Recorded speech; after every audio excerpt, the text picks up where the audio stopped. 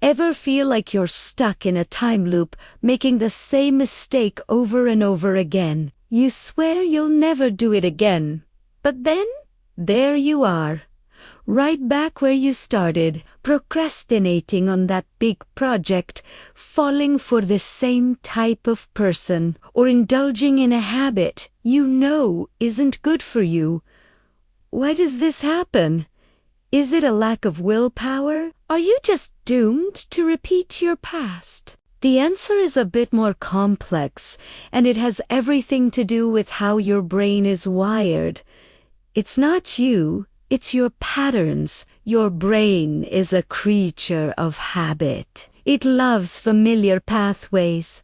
Even if those pathways lead straight off a cliff, when you make a mistake, it's not just an action. It's an entire emotional sequence. Your brain doesn't remember the hangover, the missed deadline, or the heartache nearly as well as it remembers the brief moment of relief, excitement, or comfort that came before it. That fleeting emotional payoff is like a drug. It creates a powerful loop, a well-worn groove in your mind that becomes your default setting.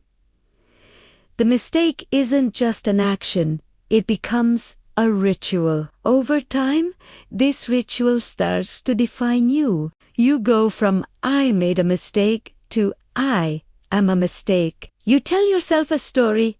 I'm the person who always procrastinates, or I'm just not good with money, or I always mess up relationships. Once that story becomes your identity, your brain's new job is to find evidence to prove it true. You start subconsciously looking for ways to fail, just to confirm the person you believe you are. You act in ways that align with your self-image, not your goals. It's a self-fulfilling prophecy, and you're the one writing the script. So, you're not actually chasing the bad habit itself. You're chasing the feeling it gives you. That late-night snack isn't about hunger. It's about soothing anxiety. That argument you picked isn't about being right. It's about feeling heard or in control. These mistakes are just symptoms of deeper, unmet emotional needs. Your brain has learned that this specific, unhelpful action is the quickest way to get a temporary emotional fix. It's a shortcut to a feeling you crave, even if the long-term cost is incredibly high. This is why just knowing better isn't enough. You can read all the self-help books, make all the promises, and feel genuinely motivated to change. But awareness is a function of your conscious mind. These loops, these habits, are running on subconscious autopilot. Your conscious mind is the captain shouting orders, but your subconscious mind is the crew running the engine room, and it's been programmed to follow the old,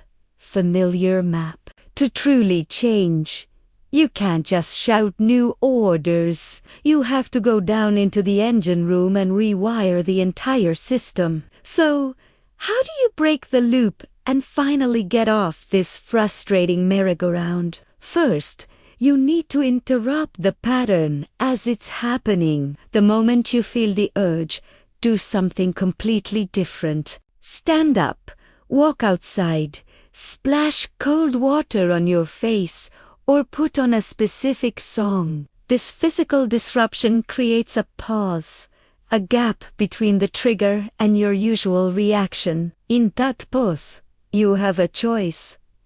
Second, name the emotion, not the action. Instead of saying, "I feel like procrastinating," ask yourself, what am I actually feeling right now? Is it fear of failure? Is it overwhelm?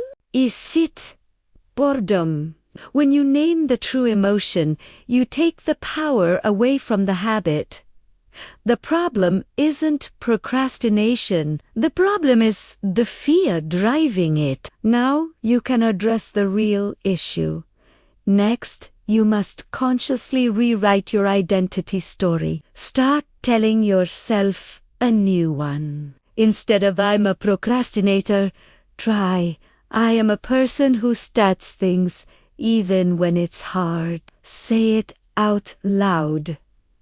Write it down. Act in small ways that support this new identity. Every time you take a small step, you're gathering evidence for your new self. Then, find a healthier way to get that emotional reward. If your mistake is a way to relieve stress, what's a better alternative? Could it be a 5-minute walk, a quick meditation, or calling a friend? You have to replace the old, destructive reward with a new, constructive one.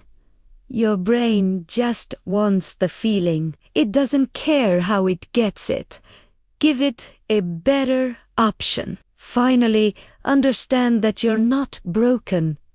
You are simply patterned. And any pattern that was learned can be unlearned and rewritten. It's not about being perfect. It's about practicing small, consistent recoveries. Every time you interrupt the loop, you weaken the old neural pathway and strengthen a new one. You are the author of your story, and you can start a new chapter anytime you choose. Thanks for watching.